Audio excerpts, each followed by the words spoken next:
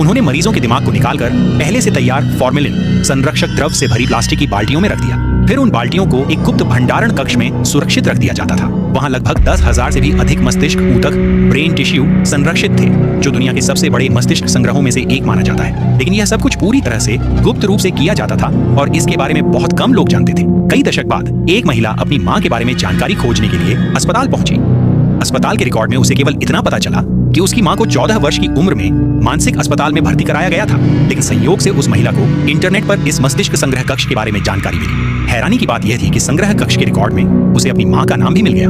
आखिरकार फाइल में दर्ज जानकारी के आधार पर संग्रहालय के कर्मचारियों की मदद से वह अपनी मां के मस्तिष्क ऊतक तक पहुंच गई। वे मरीजों की खोपड़ी में एक सिक्के के आकार का छोटा छेद भी करते थे और फिर एक यांत्रिक भुजा की सहायता से बाल से भी पतले तारों वाले चिप को मस्तिष्क में प्रत्यारोपित कर देते थे। इन बेहद पतले तारों की मदद से मस्तिष्क के भीतर बनने वाले सूक्ष्म विद्युत संकेतों को प्राप्त किया जाता था और उन्हें कंप्यूटर के निर्देशों में बदला जाता था।